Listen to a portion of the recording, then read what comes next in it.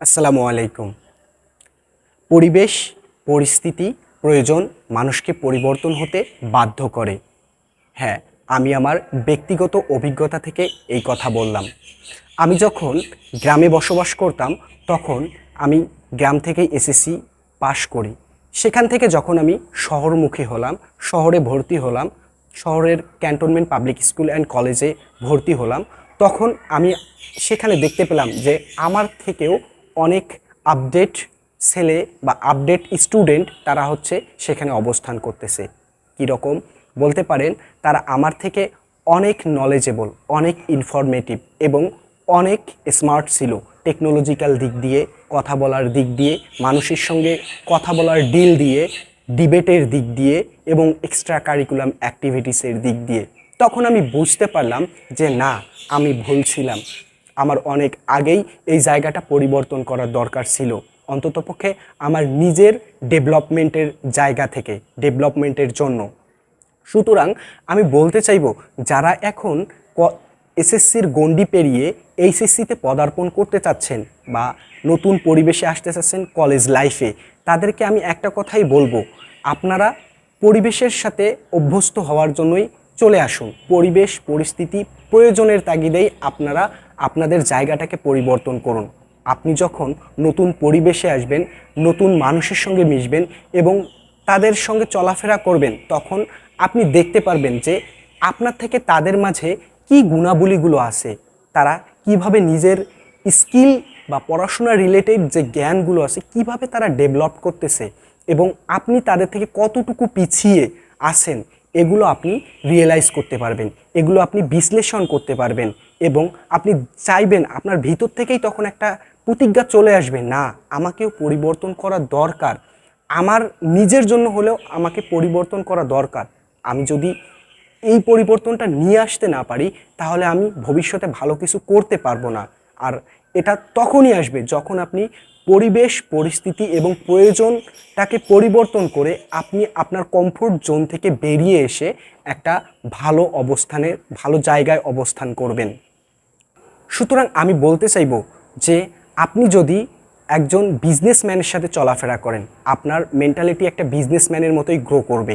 আপনি যদি একজন ডাক্তারের সাথে চলাফেরা করেন, তো অবশ্যই আপনি চাইবেন যে আপনার ছেলেটাকে ডাক্তার বানাইতে। আপনি যদি একজন ইঞ্জিনিয়ারের সাথে চলাফেরা করেন, তবে আপনি চাইবেন যে আপনার ছেলেকে ইঞ্জিনিয়ার তৈরি করতে।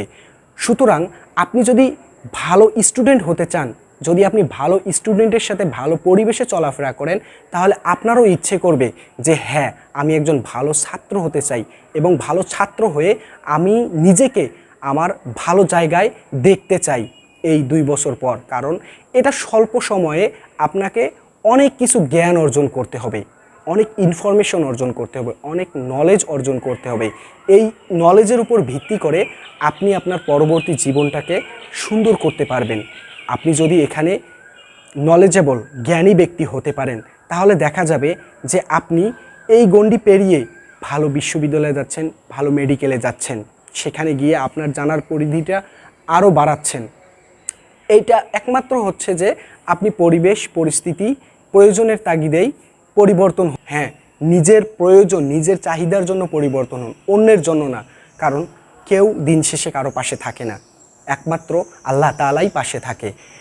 এজন্য বলবো যে নিজের জন্যই পরিবর্তন হন, নিজেকে জানুন, নিজেকে মেলে ধরুন যে আপনিও একজন মানুষ, আপনার আমিও সত্তাকে জাগ্রত করুন।